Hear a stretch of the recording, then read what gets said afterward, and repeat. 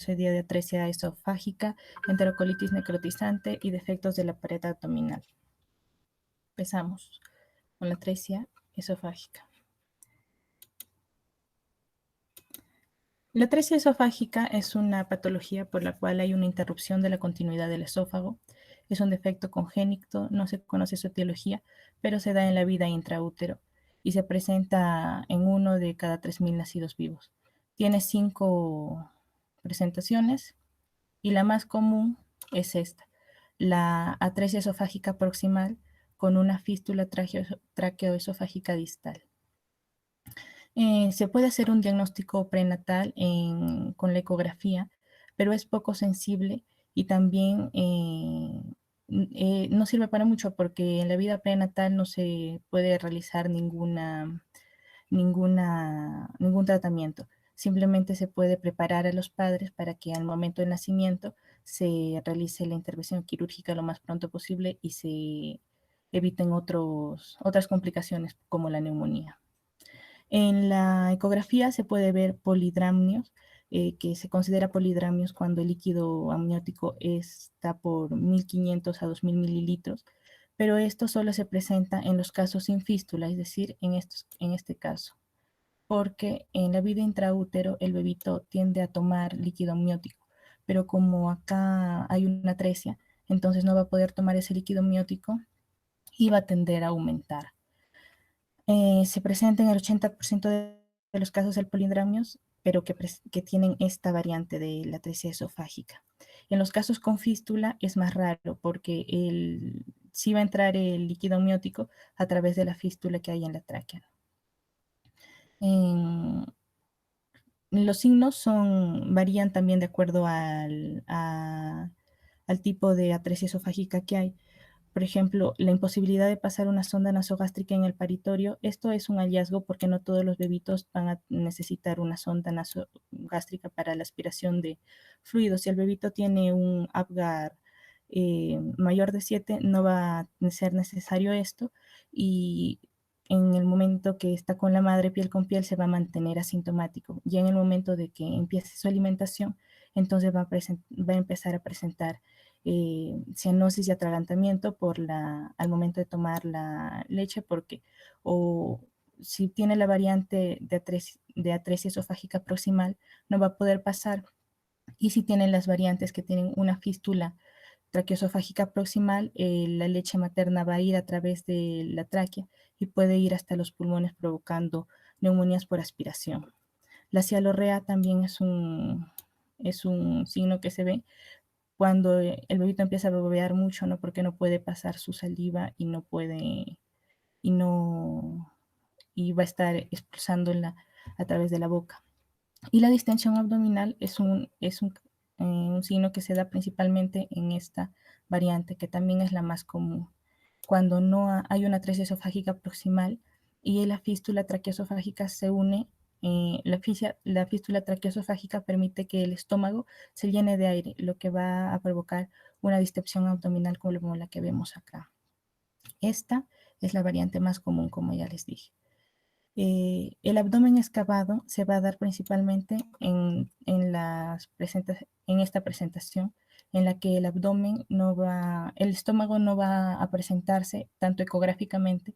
A partir de la 18 semana, ecográficamente se puede ver el estómago, pero si no se ve el estómago distendido, se puede sospechar también de una atresia esofágica porque quiere decir que no está llegando el líquido amniótico y tampoco está llegando aire al estómago. Por lo tanto, se va a presentar un abdomen así bien planito en lugar de uno abombado como el que está acá, un abdomen excavado en el recién nacido.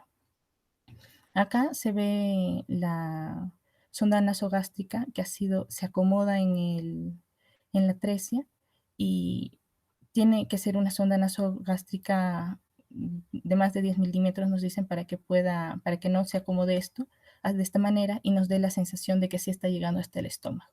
Por eso es importante la imagen radiológica para ver que se dobla. En el diagnóstico se da, bueno, primero por la sospecha clínica, porque el bebito, como ya les dije, puede permanecer sin complicaciones, puede permanecer asintomático mientras no se lo alimente. Y en el momento de que empieza a tener dificultades de alimentación, entonces se va a ver que hay una imposibilidad de pasar una sonda nasogástrica a través del esófago, y en la radiografía de abdomen con contraste hidrosoluble o con la sonda nasogástrica se va a ver la acomodación en la atresia. En caso de que presentes, de que haya una atresia con fístula, o bueno, siempre se recomienda hacer una broncoscopía, ¿no? Esto principalmente para ver en qué lugar está localizada la fístula, porque hay fístulas muy chiquitas que pueden pasar desapercibidas. Y esta es una broncoscopía en la que está entrando la sonda por la nariz y se ve la división de la tráquea, y acá está la fístula. Se va a seguir la fístula con el broncoscopio y va a llegar hasta el estómago, como se ve acá. Entonces ya se ubica la fístula para su procedimiento, para su intervención quirúrgica. El tratamiento es siempre quirúrgico y es considerada una emergencia quirúrgica pediátrica, y lo que se hace en la operación es cortar la fístula en caso haya fístula. Esta es una atresia proximal con una fístula distal. Se corrige el defecto de la tráquea y se anastomosa, ¿no?, con la atresia. Las complicaciones que se presentan quirúrgicamente es que puede haber una estenosis a nivel de esta anastomosis, y se tiene que insuflar con balón para corregir. Eh, También en pacientes que presenten atresia tenemos que sospechar de otras anomalías que se recuerdan mediante esta palabrita, Bactar: vertebrales, anorrectales, cardíacas, traqueales, esofágicas, renales, y la L de extremidades, que es limno. Todas estas son las complicaciones que se pueden presentar, pero las más comunes son las cardíacas y las anorrectales y las renales. Las cardíacas, también está atresia asociada a tetralogía de Fallot, persistencia de ductus y otras. Su sobrevida es muy buena, tiene una sobrevida de hasta el 90% después de la cirugía, pero este porcentaje baja considerablemente si es que tiene otras deficiencias, como por ejemplo cardíacas o anorrectales o renales. La neumonía también es una complicación común y se puede dar después de la primera alimentación, después de que el bebé empieza su alimentación, por el reflujo que va a haber y la leche que va a pasar hacia los pulmones, pero también puede ser después de la cirugía, porque estos pacientes tienden a presentar mucho reflujo, y la estenosis puede provocar también neumonías por reflujo, neumonías de aspiración por reflujo. La enterocolitis necrotizante es una enfermedad inflamatoria aguda del intestino y afecta principalmente el ilio distal y el colon proximal. Se asocia a edema, ulceración y necrosis del tejido intestinal. Se presenta generalmente en la segunda semana de vida y está asociado a alimentación enteral, principalmente a bebitos prematuros o con otras patologías que no pueden recibir la leche materna, ¿no? Las causas asociadas, bueno, en sí esta es una enfermedad que no tiene una etiología clara, ¿no? No se sabe realmente por qué se produce, pero se han asociado causas como una lesión isquémica previa debido a una vasoconstricción de los vasos que alimentan el intestino, lo cual produce una lesión isquémica que favorece la colonización de bacterias patógenas. Y como un recién nacido tiene un sistema inmune todavía en desarrollo, y aparte un tejido intestinal también en maduración, es fácil que proliferen estas bacterias y se tienden a necrosar zonas del intestino delgado, ¿no? Hay varios factores de riesgo que están asociados, pero los dos claramente asociados son estos: la prematuridad y la alimentación enteral temprana. El 90% de los bebitos que desarrollan enterocolitis necrotizante son prematuros, y mientras el desarrollo de enterocolitis necrotizante es directamente proporcional a la prematuridad. Mientras más prematuro es el bebito, mayor es el riesgo de enterocolitis necrotizante que hay. Y la alimentación enteral temprana también es un factor de riesgo, porque las fórmulas que se les dan a los bebés tienen elementos que favorecen la colonización bacteriana, a diferencia de la leche materna, que tiene ciertos elementos que evitan esta colonización, ¿no? Tiene inmunidad, algunos anticuerpos y demás. El bajo peso al nacer también se considera un factor de riesgo. La hipoxia, transfusión sanguínea y bajo gasto cardíaco también se consideran riesgos asociados, pero no están claramente, no están claramente asociados como los dos primeros. También se relaciona en enterocolitis necrotizante ciertos gérmenes patógenos, principalmente Staphylococcus epidermidis, y se está relacionado en brotes en UCI. Si hay un brote de enterocolitis necrotizante, se debe principalmente a este patógeno. El único factor protector que se conoce es la lactancia materna y también evitar estos dos factores, ¿no? Evitar la prematuridad y la alimentación enteral temprana, aunque esto es más complicado.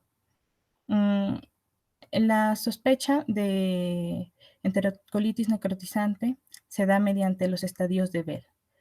En caso de sospecha, el bebito va a presentar signos sistémicos leves, como el apnea, bradicardia, inestabilidad térmica, letargia, signos intestinales leves, distensión abdominal, restos gástricos que pueden ser biliosos. Estos se observan principalmente mediante la aspiración de la sonda nasogástrica antes de la alimentación y es sangre oculta en heces.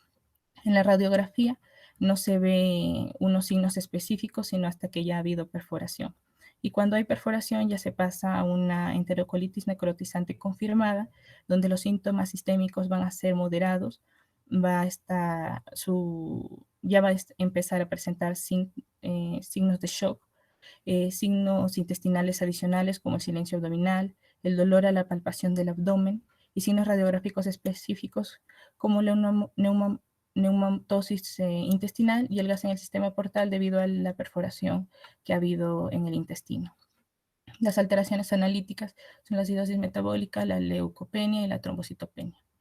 Y ya en la enterocolitis necrotizante avanzada va a haber una afectación sistémica grave, donde va a haber hipotensión arterial, signos evidentes de shock, signos clínicos de peritonitis, y en los signos radiológicos ya va a haber un peritoneo instalado. Las alteraciones analíticas, bueno, van a acentuarse más y la principal de estas va a ser que va a haber una proteína C reactiva muy elevada. El diagnóstico se hace mediante la sospecha clínica y una radiografía simple. En la radiografía de abdomen vamos a ver una neumatosis intestinal que ya es signo de perforación y que va a tener que, y nos exigen actuar rápidamente porque si tiene una alta tasa de mortalidad esta enfermedad. Las sangres en heces pueden estar ocultas o pueden ser también visibles. Por lo tanto, es necesario hacer un descarte de sangre en heces, ¿no? El tratamiento es dieta absoluta para permitir el descanso del estómago y de los intestinos, una sonda nasogástrica para absorber las secreciones estomacales, antibioterapia empírica de amplio espectro que se va a corregir, o más bien dicho, adecuar cuando haya un cultivo que identifique un germen, se va a colocar un antibiótico sensible y el reemplazo de líquidos. También el soporte cardiovascular y respiratorio, porque los bebitos se tienden a chocar, y también en caso quirúrgico, en caso de perforación, que se ve en esta radiografía. También en caso de que la antibioterapia no funcione y después de 14 días el tratamiento no esté funcionando, también se hace una cirugía, ¿no? En la que se va a extraer la parte del intestino que está necrosado y siempre se intenta que sea lo más conservador posible para que el bebito no pierda tanto tejido y pueda seguir alimentándose de la mejor manera. Efectos de la pared abdominal, bueno, primero la hernia umbilical. El hernia umbilical se debe a la apertura persistente del anillo umbilical y por este anillo umbilical suelen protruir el epíplon o el peritoneo y generalmente se cierra de forma espontánea. Se puede observar claramente después de la caída del cordón umbilical, que se da aproximadamente a las 2 semanas, y se hace más evidente con la maniobra de Valsalva, o sea, cuando el bebito llora o está defecando.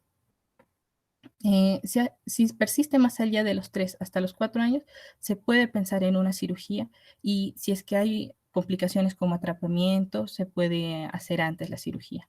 Es más común en personas de la raza negra, y es más probable la necesidad de cirugía si el diámetro del defecto del anillo umbilical es mayor a 1.5 centímetros de diámetro. Es común esta patología en pacientes con síndrome de Down, trisomía 13 o 18, y principalmente con hipotiroidismo congénito.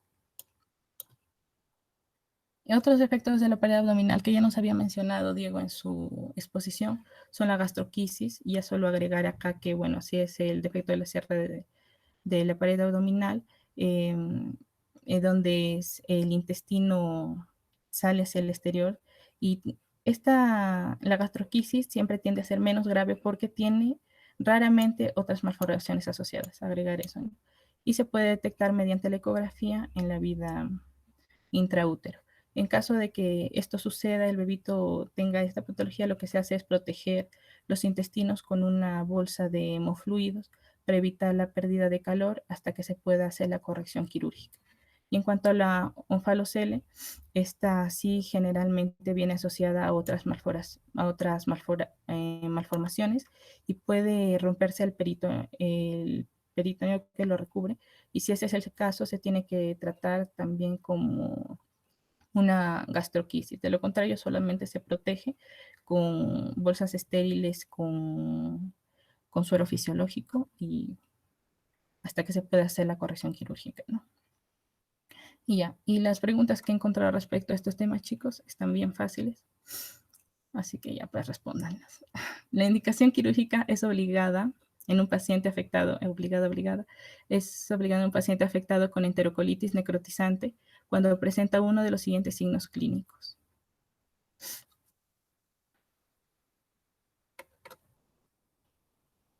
¿Qué creen?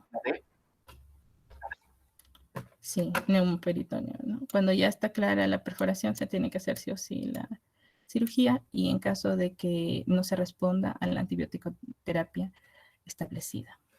Ahora, un recién nacido de 1.600 gramos con signos de asfixia y repetidos de apnea comienza al tercer día con vómitos, distensión abdominal y deposiciones hemorrágicas. El diagnóstico más probable será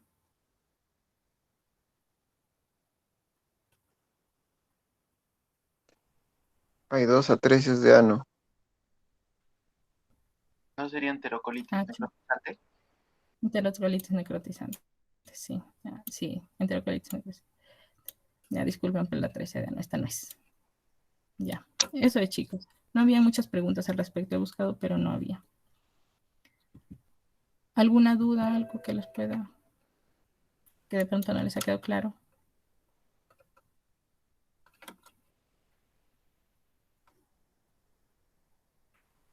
Todo claro, creo, Marde.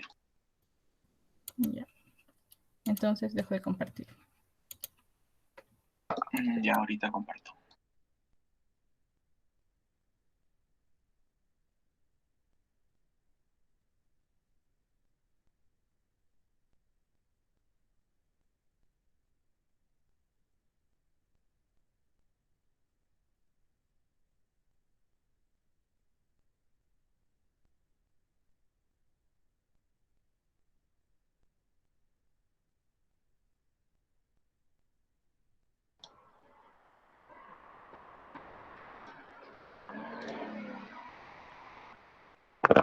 Ya.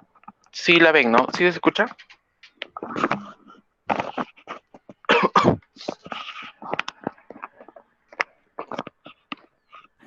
Así es. Ya, ya. Vamos a comenzar. Vamos a continuar con ictericia y bilirrubinemia neonatal. Ocultar. Bien.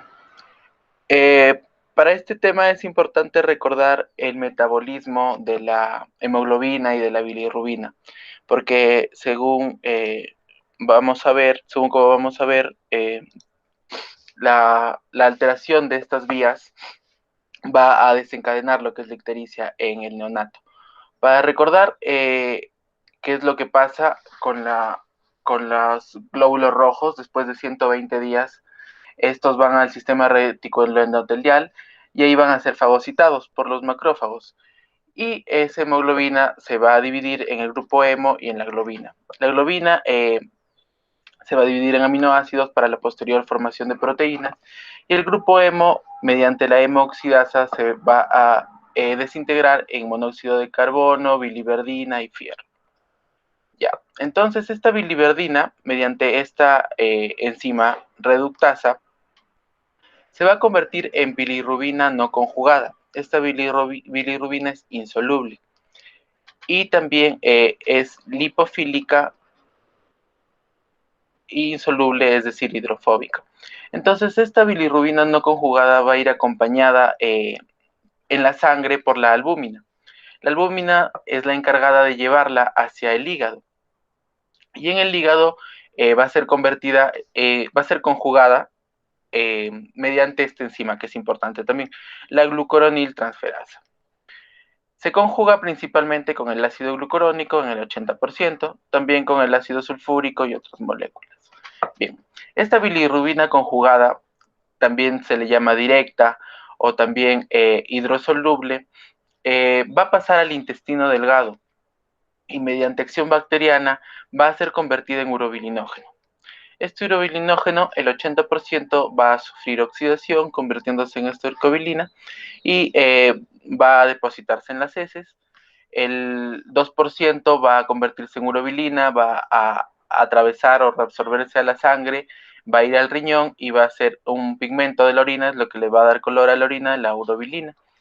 Y el 18% va a sufrir circulación enterohepática, es decir, va a regresar al hígado y va a regresar al hígado como mediante esta glucuronidasa, beta-glucuronidasa intestinal, va a regresar al hígado, pero no en forma de bilirrubina conjugada, sino esta enzima va a desconjugar esa bilirrubina y va a ser transportada al hígado en forma de bilirrubina indirecta. Esta glucuronidasa, una enzima glucuronidasa, que es el pregnandiol, que es un esteroide de la leche, también se ha visto como causa de ictericia, como ya vamos a ver más adelante, justamente derivado a la lactancia materna. Ya, entonces, en un niño recién nacido, en un neonato, van a haber factores predisponentes que van a desencadenar la ictericia. En la mayoría de los casos esta va a ser fisiológica, pero hay algunos casos en que va a ser patológica, como ya vamos a ver. Entonces, ¿cuáles son los factores predisponentes que tiene el neonato para desarrollar ictericia? Elevado número de glóbulos rojos. Estos glóbulos rojos también no van a tener una vida media de 120 días, va a ser menor en el neonato. El neonato está predispuesto a sangrados, principalmente de hígado o un cefalohematoma, por ejemplo, y esa sangre que se va a reabsorber va a presentar gran cantidad de eritrocitos que se van a descomponer también su hemoglobina. El hígado es inmaduro, es decir, esta enzima glucuroniltransferasa no está funcionando todavía como debería, está recién comenzando a funcionar. Hay una menor concentración de albúmina en el neonato, lo que significa que va a haber menor cantidad de albúmina, de bilirrubina que se lleva al hígado, menor cantidad de bacterias también, que va a impedir la conversión en urobilinógeno, y la circulación enterohepática, como dijimos, que en este caso se relaciona más con la lactancia materna o con la hiponutrición del niño, como ya vamos a ver. Entonces, ¿cómo se define la ictericia neonatal? Esta va a ser la pigmentación de mucosas y piel del niño, ya conocida, pero aumentado al dato de laboratorio de bilirrubina mayor de 5. Esto es bilirrubina total. Cuando tenemos esto, la clínica y la bilirrubina más de 5 miligramos por decilitro, ya hablamos de una ictericia neonatal. Y tenemos que clasificarla. Puede ser a predominio directo, por la bilirrubina directa, y hablamos de una hiperbilirrubinemia directa, o puede ser también a una hiperbilirrubinemia indirecta. Entonces, esta directa el problema sería ya en el hígado, porque no está conjugando. Entonces la vamos a clasificar en intrahepática y extrahepática. Dentro de las intrahepáticas vamos a tener como causas una nutrición parenteral prolongada, infecciones tipo TORCH, toxoplasma, rubiola, citomegalovirus, herpes, metabolopatías como la galactosemia por un déficit enzimático, es lo que es la patogenia de la ictericia en este caso, también colestasis intrahepática familiar, déficit de alfa-1 antitripsina, síndrome de Alagille, que es el que vemos acá. Este es un síndrome que va a estar caracterizado por la atresia biliar intrahepática, que va a generar la hiperbilirubinemia directa. También está asociado a malformaciones cardíacas, principalmente estenosis pulmonar y esta fascia típica en cara de pájaro, como vemos acá, que se habla de una frente abombada, mentón y nariz prominente, ojos hundidos y cara triangular. Y también se asocia a defectos vertebrales como las vértebras en mariposa. Acá podemos ver otra imagen de un neonato con el mismo síndrome y es marcada la ictericia. También tenemos el síndrome de Dubin-Johnson y el síndrome de Rotor. El problema acá es que hay una alteración a nivel de la excreción de la bilirrubina a nivel hepático. Entonces, en primera instancia, lo que va a generar estos síndromes va a ser una hiperbilirrubinemia, pero a predominio directo, ¿ya? Y toda esa bilirrubina se va a almacenar en el hígado, dándole una tinción oscura. Y a la larga, esa tinción va a generar también alteración en la conjugación. Entonces, a largo plazo, estos dos síndromes que al comienzo eran a predominio directo se van a convertir también en bilirrubina a predominio indirecto y acá se habla de un trastorno mixto. Ya, estos dos síndromes principalmente. Y en la extrahepática, es decir, en las vías biliares, lo que vamos a tener es atresia biliar y quiste de colédoco. Acá lo importante a recordar es que la atresia biliar es la causa más frecuente de trasplante hepático en la población pediátrica, en niños. Eso es un tema de preguntas también en varios exámenes, así que es importante recordarlo. Ya. Eso en cuanto a la hiperbilirrubinemia directa. Ahora, lo otro es indirecta. La indirecta se va a deber principalmente a 4 mecanismos. Un mecanismo fisiológico, que es el más frecuente, y estos 3 que son patológicos. En los patológicos se puede deber a un aumento de la producción de bilirrubinas, a una alteración de la conjugación hepática o una alteración de la circulación enterohepática. En la fisiológica es como el cuadro que vimos al comienzo, es porque el neonato no está preparado, su capacidad excretora hepática es baja y también porque hay un aumento de la producción de bilirrubina. ¿Ya? El aumento de la producción de bilirrubinas vamos a tener de origen inmune y de origen no inmune. En la de origen inmune tenemos principalmente a la incompatibilidad de grupo. ¿Y cómo se va a diferenciar esta principalmente de la no inmune? Es por el test de Coombs, que va a ser directo, por la presencia de autoanticuerpos. Ya. En la no inmune tenemos principalmente defectos eritrocitarios que van a predisponer a una ruptura del eritrocito. Tenemos, por ejemplo, la esferocitosis hereditaria, la deficiencia de glucosa 6-fosfato deshidrogenasa, como hemos visto ya en hematología. Y la otra causa es una reabsorción de sangre extravascular, es decir, por sangrados, principalmente cefalohematoma y hepático. Acá el Coombs, porque no va a haber anticuerpos, va a ser negativo. Esta es la principal forma de diferenciarlos a los dos, inmune y no inmune. La siguiente es una alteración de la conjugación hepática. Tenemos, por ejemplo, el síndrome de Crigler-Najjar, tipo 1 y tipo 2. Este es por un déficit enzimático de la transferasa, glucuronidiltransferasa, lo que va a alterar o no va a ser, o va a generar que no sea posible una conjugación de la bilirrubina. Tenemos también la hiperbilirrubinemia neonatal familiar transitoria, que es conocido como el síndrome de Lucey-Driscoll, y el síndrome de Gilbert, que acá principalmente se diferencia del Crigler-Najjar en que hay enzima, pero esta no funciona, y acá no hay enzima. Esa es una forma de diferenciarlas, porque la clínica es similar. Lo siguiente es la alteración de la circulación enterohepática, y esta se va a deber principalmente a, o está relacionada con la leche o la lactancia materna. Secundaria a leche materna y por problemas con la lactancia materna. Ya vamos a ver más adelante cómo se diferencian estas dos patologías. Bien, acá. Entonces, en ictericia neonatal es importante recordar o dividir, mejor dicho, la ictericia en una ictericia fisiológica y una ictericia patológica. Es como lo que vimos acá. Esta es la fisiológica y estas tres son las patológicas. Y en este cuadro vamos a resumir las principales características de cada una.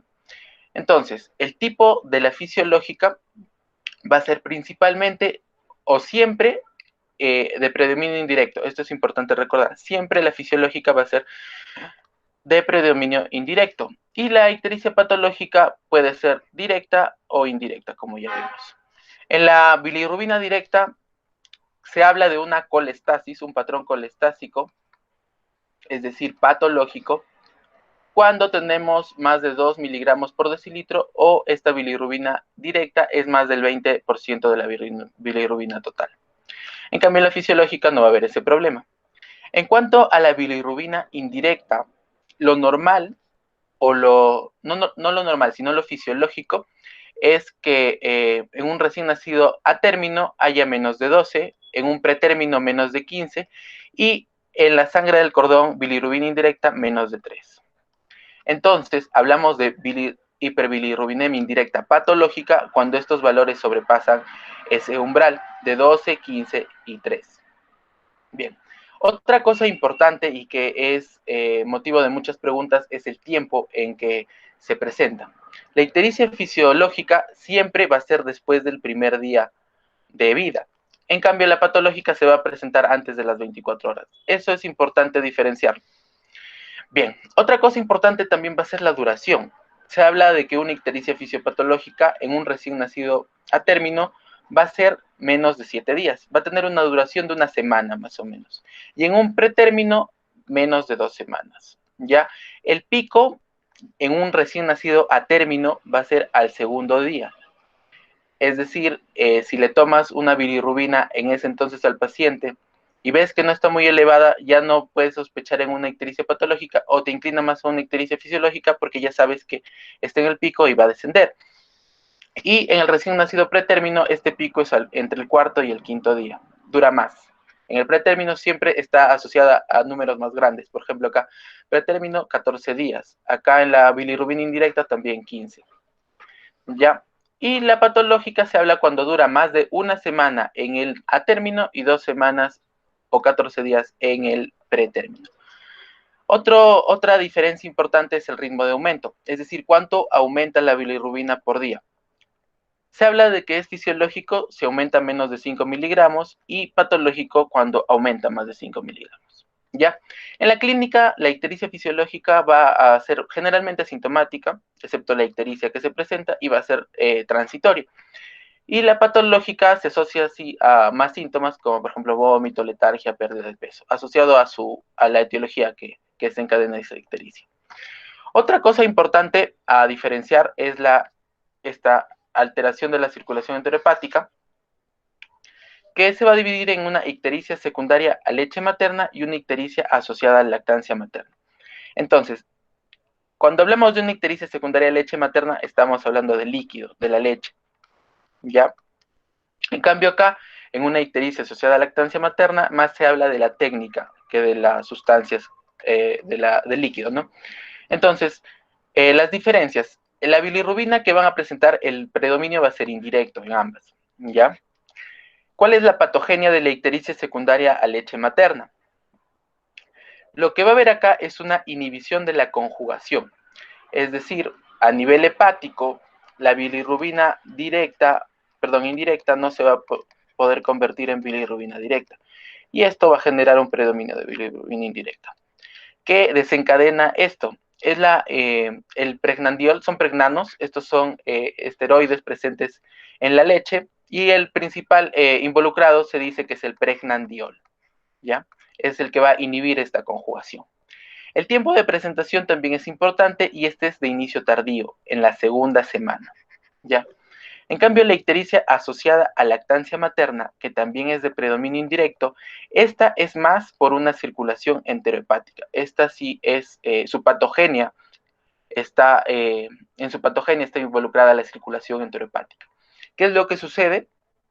Hay una hipoalimentación. Todo se desencadena a partir de que hay una hipoalimentación, es decir, el niño no se está alimentando bien, ya con lactancia materna. ¿Esto qué va a generar? Va a generar un vaciamiento gástrico lento. Y no solo el vaciamiento gástrico, todo el tracto gastrointestinal va a ser lento, incluso va a haber, no va a poder expulsar el meconio el niño. Entonces, ¿qué va a generar este vaciamiento gástrico lento o todo este enlentecimiento del tracto gastrointestinal? Bien, entonces esa bilirrubina, la de acá, para recordar, acá sería el problema, ¿ya? ¿Qué va a pasar? En el hígado, perdón, en los intestinos, como va a estar mayor tiempo, como mencioné, ahí hay una glucuronidasa, la beta-glucuronidasa, ¿ya? Esta beta-glucuronidasa va a convertir la bilirrubina directa en indirecta para que pueda regresar al hígado. Entonces, al estar mayor tiempo expuesto esa bilirrubina, se va a predisponer para que se forme en bilirrubina indirecta, porque va a estar más tiempo expuesta justamente a esta enzima. Y va a haber un aumento de la circulación enterohepática con bilirrubinas indirectas hacia el hígado. Y esto va a generar justamente esa ictericia, esa hiperbilirrubinemia a predominio indirecto. Lo que el tiempo de presentación es en la primera semana. Esto también es útil para diferenciarlo. Secundaria a leche materna por la inhibición de la conjugación, segunda semana, y secundaria a circulación enterohepática en la primera semana, ¿ya? Bien. ¿Qué clínica va a presentar el niño con ictericia? Justamente eso, pero va a ser de progresión cefalocaudal, se habla. Y acá en la semiología son útiles las zonas de Kramer, que te da una estimación aproximada, pero se dice que no es precisa. Estas son las zonas de Kramer. Cuando la ictericia es solo de la cara, se habla de que está en menos de 5 miligramos por decilitro. Cuando ya está en la mitad superior del tronco, se habla de 5 a 12. Pongámosle 10. Cuando está en el abdomen, ya avanza y es de 10 a 15, no, de 8 a 16, pongámosle 15. Y en la porción proximal de las extremidades igual, más o menos que el abdomen, pero en la porción distal, ya cuando llega a los pies, se habla de 20. Más o menos esa es la distribución, 5, 10, 15 y 20. Pero como les digo, esta no es precisa. Ya. Una complicación importante. No. Primero, acá también es importante, desde el punto de vista semiológico, que la hiperbilirrubinemia indirecta va a dar una coloración amarilla, se habla de una coloración amarilla brillante o anaranjada, y la directa va a ser más verdosa o amarillo parduzco. Eso es importante también para recordar. Bueno, y la encefalopatía bilirrubinémica es la complicación más temida de la ictericia neonatal. También se la conoce como kernícterus. ¿Qué es lo que va a pasar acá? La bilirrubina indirecta, que si recordamos es la liposoluble, por eso es que va a poder atravesar la barrera hematoencefálica, se va a depositar en ganglios basales y núcleos del tronco encefálico. Este depósito va a generar toda la clínica que ya vamos a ver. ¿Qué factores de riesgo tenemos?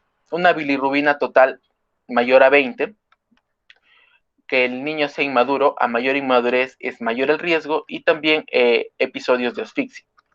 Esta complicación es muy temida ya que su mortalidad es alta, se habla de un 75%, y los que sobreviven quedan con un déficit, por los ganglios basales, un déficit motor, y también otras complicaciones como hipoacusia o trastornos en la visión también, ¿ya? Entonces, acá vemos las características clínicas de la encefalopatía hiperbilirrubinémica o kernícterus.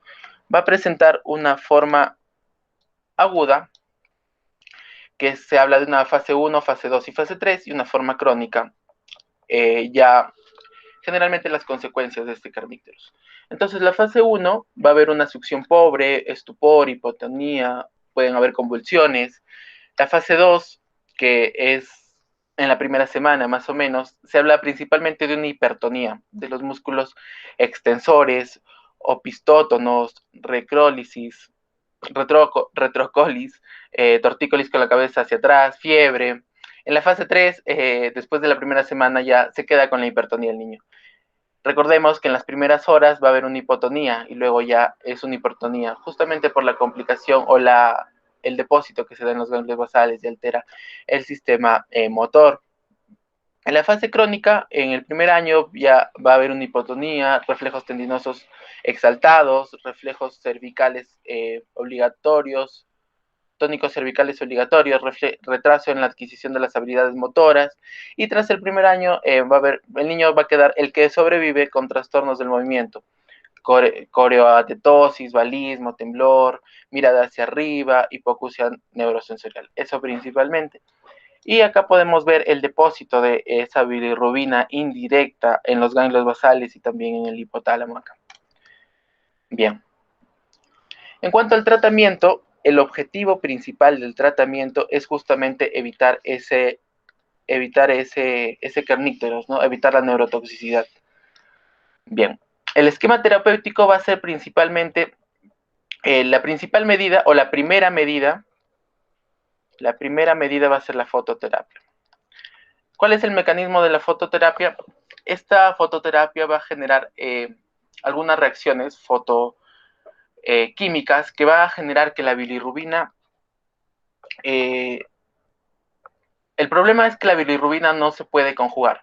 Entonces, lo que permite la fototerapia es que se elimine por otra vía. Es decir, que ya no sea necesaria esa conjugación. Lo va a hacer hidrosoluble para que se pueda eliminar por el riñón, principalmente. ¿Ya? La siguiente medida, si es que falla la fototerapia o si es que el niño ya presenta kernícterus o hemólisis o la bilirrubina total a pesar de la fototerapia permanece alta o de debut es mayor de 20 miligramos por decilitro, la siguiente medida que se tiene que tomar es una exsanguinotransfusión. Es decir, cambiar justamente la sangre para poder eliminar la bilirrubina principalmente indirecta que está justamente en la sangre, y también en el caso, por ejemplo, de algunos desencadenantes de hiperbilirrubinemia, como la incompatibilidad de grupo, también la exsanguinotransfusión va a permitir la eliminación de esos autoanticuerpos, ¿ya? Cuando se habla de una hiperbilirrubinemia directa o colestásica, además lo que se puede hacer, además de la fototerapia y la exsanguinotransfusión, es bueno, el tratamiento de la causa primaria y también fármacos que faciliten el flujo biliar, ¿ya? Entre ellos principalmente tenemos al fenobarbital y el ácido ursodexocólico. El fenobarbital es un inductor enzimático y justamente ese va a ser su mecanismo por el cual va a permitir que se conjugue la bilirrubina, ¿ya? Bien. Entonces acá tenemos algunas preguntas. Si pueden, prenden sus micros para responderlas. Señale qué fármaco de los siguientes puede disminuir la ictericia fisiológica del recién nacido cuando lo ingiere la madre en el tercer trimestre del embarazo. ¿Recuerdan cuál era el fármaco inductor?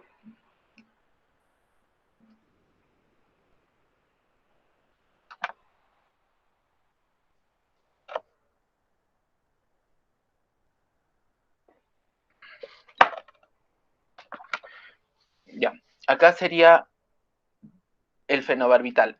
Como dijimos justamente al final, ¿no? El fenobarbital.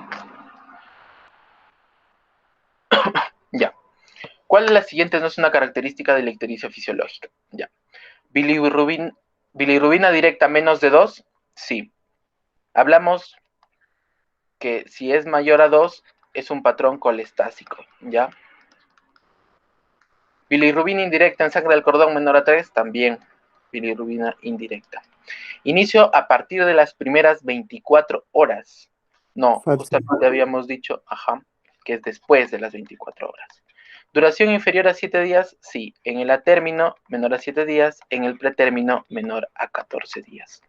Y ausencia de patología de base, no, pues no. Entonces, la de acá sería la falsa. Bien. ¿Cuál de las siguientes enfermedades se caracteriza fundamentalmente por una hiperbilirrubinemia mixta?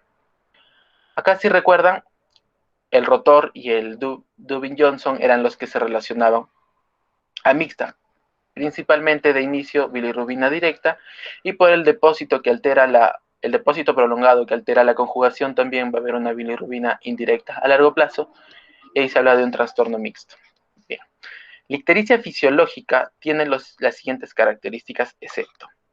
Fisiológica, ¿esa predominio de bilirrubina directa? No, falso, ¿no? Siempre es bilirrubina indirecta. ¿Se inicia después de las 24 horas? Sí. ¿Desaparece antes de las 2 semanas? Sí. ¿Alcanza valores de 12 a 15? Sí. Recordemos que 12 es en el recién nacido a término y hasta 15 en el pretérmino. ¿Requiere a veces por ortoterapia? También. Entonces la falsa es la de acá. Bien.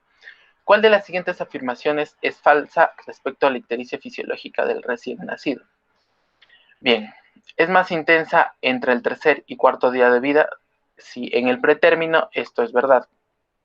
Alcanza su pico, tercer, cuarto o cuarto, quinto, y en el término es en el segundo día.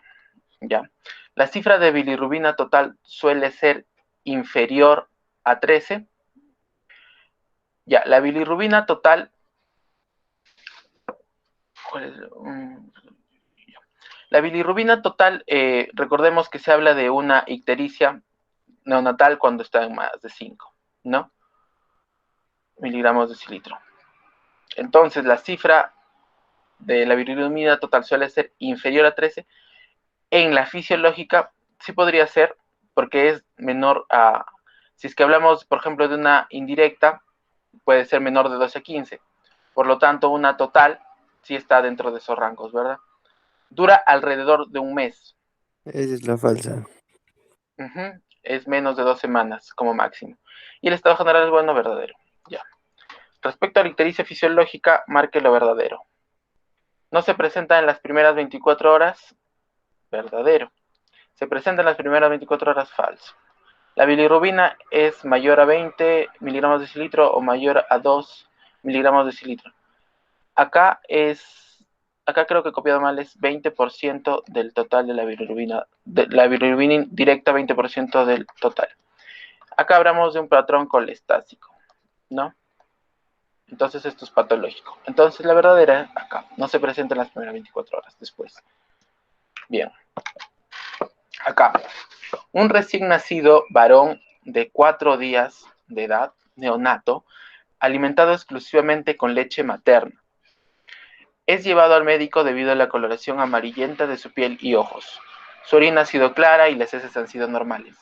Ahí nos habla de que en la colestasis hay una acolia y una coluria, ¿no? Entonces, ahí descarta prácticamente que sea un patrón colestásico.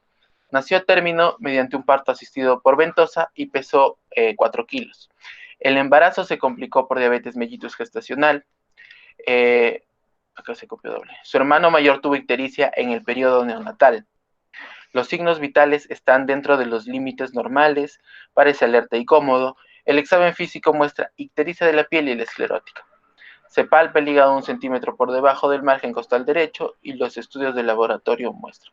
Como vemos, es un paciente con varios factores de riesgo para ictericia, ¿no? Que el antecedente de su hermano, la mamá también, diabetes mellitus gestacional es otro factor de riesgo. ¿Ya? A ver, hemoglobina 17, recuento de leucocitos 0.5, está normal. Vamos a las bilirrubinas. También el prueba de Coombs negativo, o sea, descarta una patología inmune. Ya, entonces bilirrubina total 21,2. Hablamos de ictericia neonatal cuando es mayor a 5, entonces ya hay un criterio. Ahora tenemos que ver si es a predominio directo o indirecto. Vemos la directa 2. Está prácticamente en el límite superior de lo normal. Y bilirrubina indirecta está elevada, ¿no? Entonces es a predominio de bilirrubina indirecta, este caso. ¿Cuál de las siguientes medidas es la más apropiada? Inmunoglobulina intravenosa, aumentar frecuencia de lactancia materna, reemplazar lactancia materna con fórmulas, fototerapia o exsanguíneo transfusión. ¿Cuál creen que sea? ¿La C? Sí. Ya. A ver. Por los valores que presenta el paciente. A ver, primero, una bilirrubina indirecta. ¿Qué puede desencadenar una hiperbilirrubinemia indirecta? Trastorno inmune ya no, porque vimos que es negativo. Un sangrado, no nos menciona algo para sospechar en sangrado. ¿Qué más? La lactancia también puede ser por los días, dice 4 días, entonces ahí hablaríamos de una ictericia asociada a lactancia materna. Ya. Ictericia asociada a lactancia materna. ¿Qué más? Eso principalmente. Pero acá nos habla de una bilirrubina total mayor a 21. O a 20, mayor a 20, perdón. Entonces, cuando tenemos eso, una bilirrubina total mayor a 20, lo que se tiene que hacer es justamente lo que dijimos acá, evitar neurotoxicidad. Entonces, ¿qué se hace para evitar neurotoxicidad? Se trata de bajar los niveles de bilirrubina. Entonces, la primera medida, porque el niño está alerta y cómodo, es decir, no hay todavía manifestaciones nerviosas, lo primero que se tendría que hacer es una fototerapia como primera medida. Si es que esta falla, una exsanguinotransfusión. ¿Ya? Acá, inmunoglobulina intravenosa se daría en un paciente que tiene una incompatibilidad de grupo, por ejemplo. Y acá nos menciona que es negativo, así que esta está descartada. Aumentar la frecuencia de lactancia materna. Cuando se habla de ¿cuándo se aumentaría la frecuencia de lactancia materna? Cuando justamente hay una hipoalimentación, ¿ya? Hipoalimentación. Esta hipoalimentación, como vimos anteriormente, va a generar un aumento de la circulación enterohepática. Ya, entonces lo que tenemos que hacer acá es activar o hacer que el sistema digestivo sea más funcionante. ¿Y cómo hacemos eso? Aumentando la frecuencia de lactancia materna. Y reemplazar la lactancia materna con fórmulas, acá se haría esto si es que el paciente estaría, o sea, su patología sería una ictericia secundaria a leche materna. ¿Por qué? Porque la leche materna va a presentar el pregnandiol. Y el pregnandiol es el que va a generar este aumento de bilirrubina indirecta, inhibiendo la conjugación, ¿ya? Estas dos son causas de aumento de bilirrubina indirecta y podrían ser, de acuerdo a la clínica, también respuestas, pero nos preguntan cuál de las siguientes medidas es la más apropiada. Por el riesgo que tiene de kernícterus sería la fototerapia, ¿ya? Y finalmente, lactante de 1 mes de vida que acude a urgencias del hospital remitido por su pediatra por ictericia. Refiere esta desde hace 10 días y ha ido en aumento. En la analítica de sangre destaca una bilirrubina total de 7, más de 5, ya presenta ictericia neonatal, siendo la bilirrubina indirecta de 1.5. La causa más probable de entre las siguientes de esta ictericia es, ya. Entonces, primero vemos la bilirrubina total. Más de 5 ya tiene ictericia neonatal. Lo siguiente es ver el predominio. Bilirrubina indirecta 1.5, entonces si restamos, bilirrubina directa sería 5.5. Esto es mayor a 2 miligramos de cilitro. Entonces hablamos de una hiperbilirrubinemia directa. Entonces tenemos que buscar causas de hiperbilirrubinemia directa. Atresia de vías biliares sí es una causa de hiperbilirrubinemia directa. Ictericia por lactancia materna, recordemos que es indirecta, y su inmunización de aparición tardía, indirecta. Enfermedad del Gilbert también vimos que es indirecta por una alteración en la conjugación, y esferocitosis hereditaria también indirecta, ¿verdad? Entonces la única que queda, atresia de vías biliares, que recordemos que es la principal causa de trasplante hepático en pediatría, ¿ya? Y bien, eso sería todo. Gracias, chicos. Queda muy gracias. Gracias, Marde. Gracias, chicos. Listo, chicos. Si no tienen alguna pregunta, nos quedamos ahí.